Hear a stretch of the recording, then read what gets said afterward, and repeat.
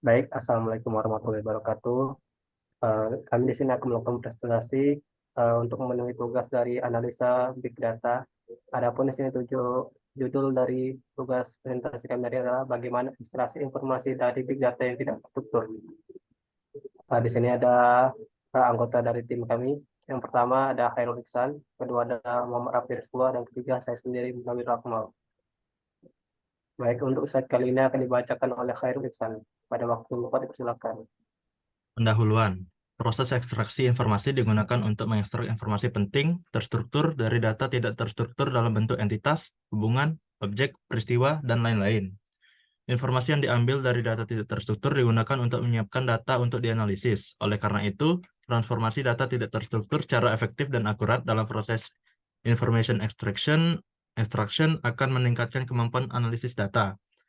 Karena banyaknya jumlah data dan kompleksitas data yang tidak terstruktur, maka sulit untuk mengekstrak informasi berguna dari berbagai jenis data. Di dalam konteks ini, pencarian literatur sistematis dilakukan untuk mengidentifikasi tantangan saat ini.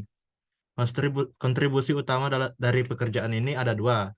Yang pertama, tinjauan sistematis terhadap teknik subtugas information extraction yang ada untuk setiap tipe data, yaitu teks, gambar, audio, dan video.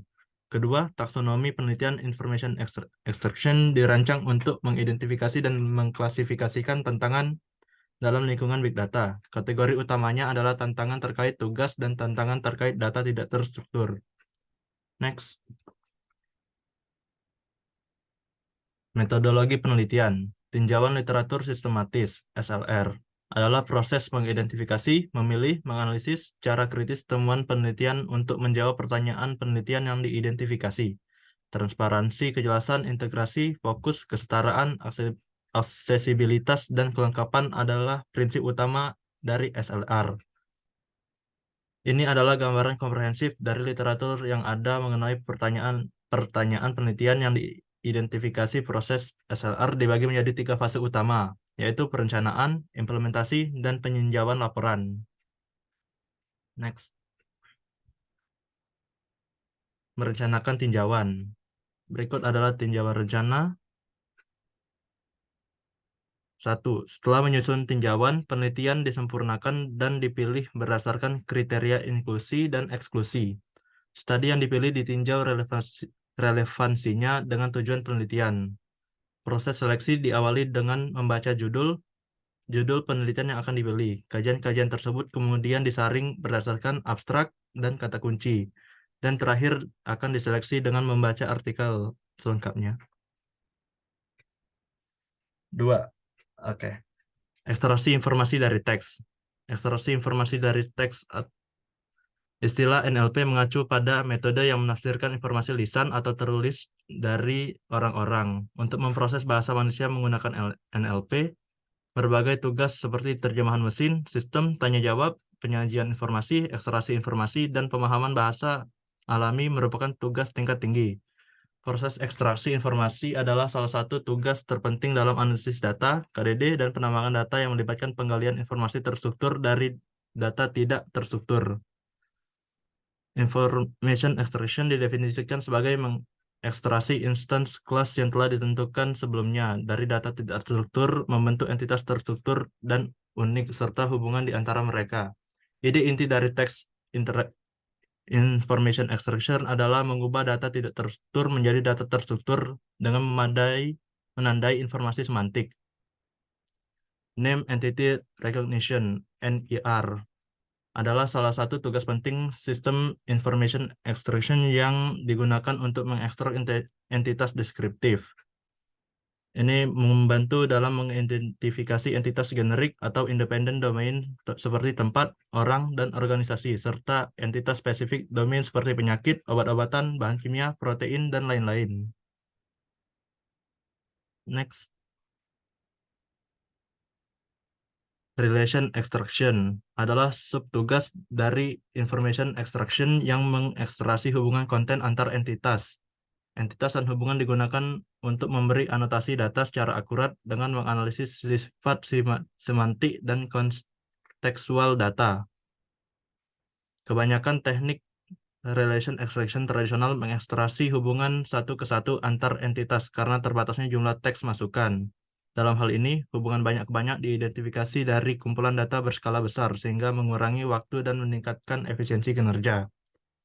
Event extraction adalah suatu peristiwa mewakili pemicu dan argumen. Pemicu adalah kata kerja atau kata kerja yang dinormalisasi yang menunjukkan adanya suatu peristiwa, sedangkan argumen biasanya merupakan entitas yang memberikan peran semantik untuk menggambarkan pengaruhnya terhadap deskripsi peristiwa tersebut. Next. Teknik-teknik dalam information extraction memiliki dua kategori utama, yaitu rule-based method (RBM) dan learning-based method (LBM).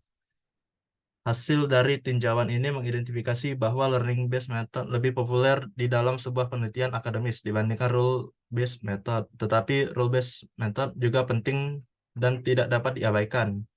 Namun perdebatan dari perbandingan kedua metode ini bersifat subjektif berdasarkan pada berbagai faktor dari biaya, manfaat, dan spesifikasi tugas. Saya kembalikan kepada moderator. Baik, terima kasih. Selanjutnya akan saya bacakan sendiri. Selanjutnya ada perbandingan RBM dan LBM secara umum, di mana pendekatan rule based method atau RBM yang pertama interaktif, interpretatif atau dapat ditafsirkan dan cocok untuk pengembangannya cepat dan transfer domain. Kedua, dalam pendekatan ini antara manusia dan mesin dapat bekerja pada model yang sama, sehingga memudahkan untuk menggabungkan pengetahuan domain. Tiga, sangat bergantung dari domain theory. Empat, meskipun sistemnya berbasis dari aturan yang memerlukan pengetahuan domain dan makan waktu, namun hasilnya menunjukkan bahwa sistem ini lebih andal dan berguna untuk pemrosesan otomatis. 5. Deklaratif atau pernyataan yang ringkas dan jelas. 6. Membutuhkan pekerjaan manual yang melelahkan. Dan 7. Sangat transparan dan efektif. Selanjutnya ada pendekatan Learning Based Method atau LBM. Kinerja dari pendekatan ini lebih baik dalam hal presisi dan perolehannya, tapi pemilihan fitur yang tepat merupakan hal penting. Nomor 2, menghasilkan data training yang dapat memakan waktu lama dalam pendekatan learning based method, sedangkan rule based method memerlukan kosakata yang telah ditentukan sebelumnya. Yang ketiga, tidak memerlukan seorang yang ahli dan sistem bisa dikembangkan secara cepat dan biaya yang relatif rendah juga. Lalu keempat, dapat beradaptasi. Yang kelima, sedikit mengeluarkan tenaga yang manual. Dan yang keenam, portabilitas lebih tinggi daripada rule-based method. Selanjutnya, ada hambatan IE dalam big data yang tidak struktur. Dikarenakan volume dan kompleksitas dari sebuah big data yang tidak struktur, maka akan menimbulkan masalah bagi para pengguna untuk melakukan ekstraksi informasi yang relevan dan diperlukan. Salah satu cara untuk mengatasi masalah dari pertumbuhan big data yang tidak terstruktur dalam menggunakan MapReduce yang memiliki kemampuan untuk menangani dataset dalam skala besar dengan mendistribusikan data ke berbagai klaster yang akan meningkatkan efisiensi waktu. Volume besar dapat diatasi dengan efektif menggunakan Apache Hadoop, sementara masalah mengenai variasi dari data perlu fokuskan. Selanjutnya ada IE from Emacs.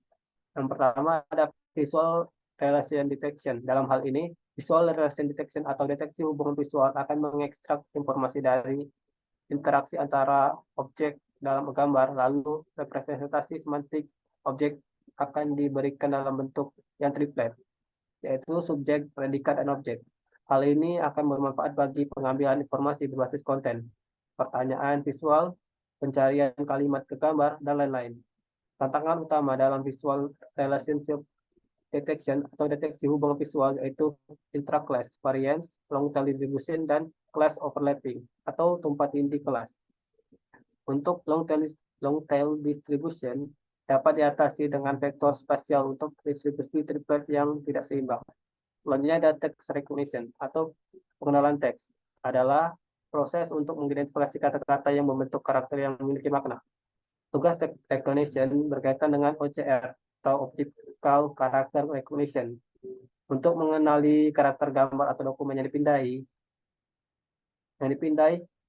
sebuah sistem ekstraksi informasi teks atau text information extraction disingkat TIE melakukan deteksi dan mengenali teks dalam data visual seperti gambar dan video.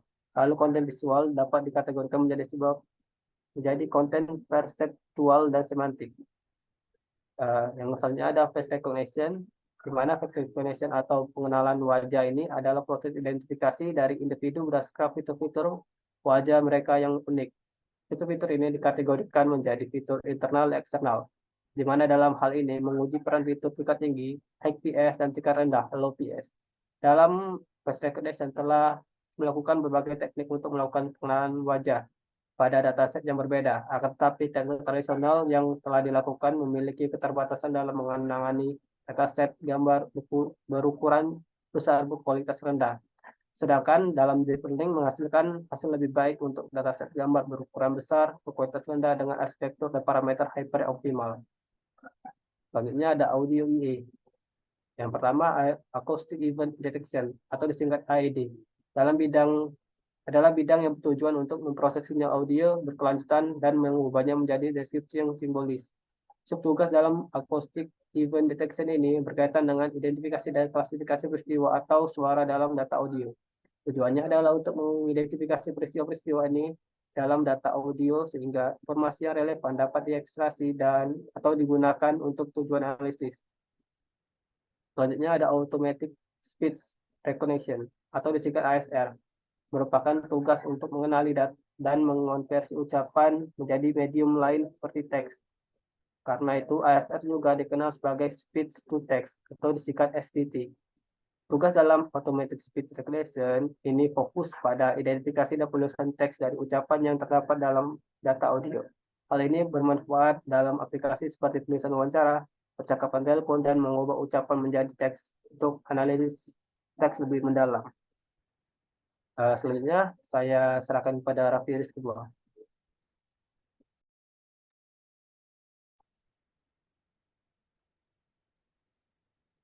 Oke, selanjutnya video AI. Yang pertama, text recognition. Text recognition dalam video memainkan peran penting dalam mengekstraksi informasi yang kaya dan memberikan petunjuk semantik tentang konten video. Mengekstraksi dan menganalisis teks dalam video menunjukkan kinerja yang cukup baik dalam memahami gambar.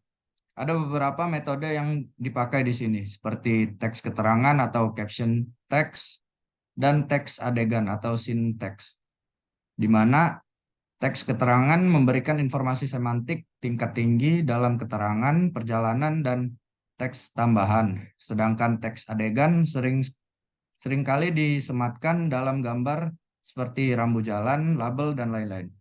Kemudian automatic video summarization atau yang disingkat AVS. Ini merupakan langkah otomatis yang diterapkan dalam informasi extraction atau AI dari video untuk menciptakan ringkasan video.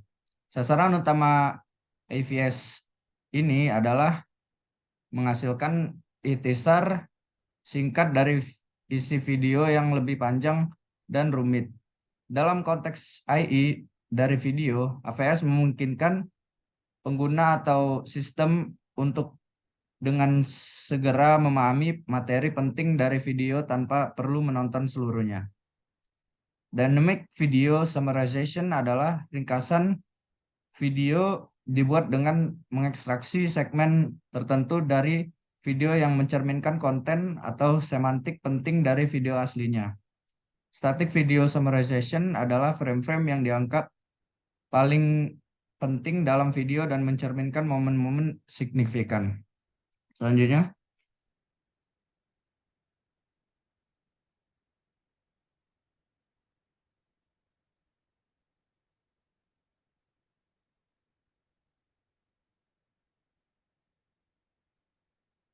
tujuan penelitian.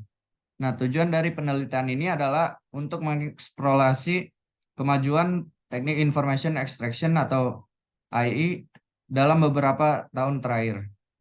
Nah, di sini SLR digunakan sebagai metode untuk mengumpulkan wawasan terbaru tentang teknik AI untuk berbagai tipe data dalam konteks big data.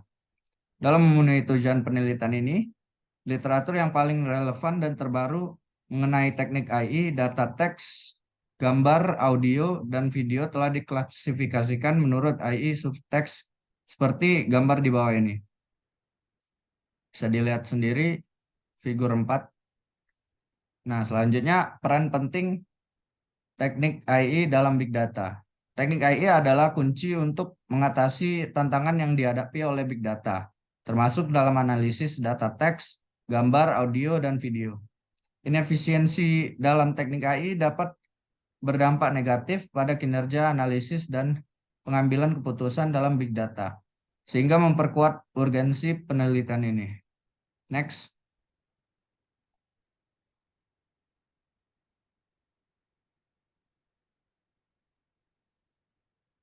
Nah, selanjutnya pengelompokan tantangan Big Data tidak terstruktur dalam AI. Yang pertama, kualitas data. Big Data tidak terstruktur sering menghadapi masalah seperti noise, data yang hilang, data yang tidak lengkap, dan kualitas data rendah. Ini menghambat kemampuan untuk mengekstraksi informasi yang relevan dalam proses AI. Yang kedua, ketersebaran data. Pertumbuhan besar dalam data yang dihasilkan oleh pengguna dapat mengakibatkan ketersebaran data yang signifikan. Hanya sebagian kecil dari data ini yang benar-benar berisi informasi yang berguna. Ini membuat sulit untuk menemukan data yang mewakili informasi yang paling relevan. Yang ketiga, volume data. Volume data yang besar dari sumber manusia dan mesin memerlukan penskalaan metode AI yang ada untuk mengatasi data yang sangat besar. Hal tersebut memerlukan komputasi yang terdistribusi dan paralel. Selanjutnya,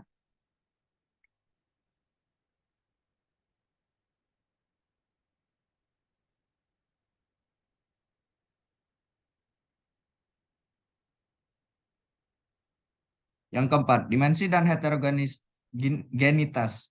Big data tidak terstruktur seringkali memiliki dimensi yang tinggi, keberagaman, dinamisme, dan heterogenitas. Pengurangan dimensi dan anotasi semantik diperlukan untuk menghadapi tantangan ini. Yang kelima, kegunaan data. Meskipun big data tidak terstruktur kaya akan informasi, tantangan besar adalah bagaimana mengeksploitasi informasi yang relevan. Penggunaan data adalah faktor penting dalam menentukan nilai data. Selanjutnya yang keenam, konteks dan pemahaman semantik. Identifikasi konteks interaksi antara entitas dan objek adalah tugas penting dalam AI. Tetapi ambiguitas data dan pemahaman semantik yang kurang memperumit tugas ini. Kemudian yang ketujuh, kegunaan data. Teknik pembelajaran mesin menjadi penting dalam AI. Namun pemodelan data yang efisien harus mengatasi dimensi tinggi, heterogenitas, dan kualitas data yang buruk. Selanjutnya saya kembalikan ke moderator.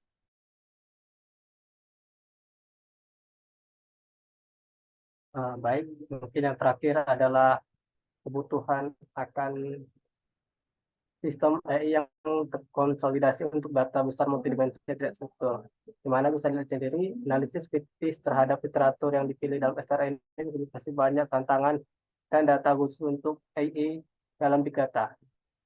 Pada sistem AI harus dipertimbangkan untuk merancang sistem AI untuk berbagai tipe data dan prakondisinya. Dapat dilihat ini prakondisi 1 pemrosesan awal tidak lanjut, prakondisi 2 pragmatis AI, dan pada kondisi 3 konteks dan semantik lebih penting.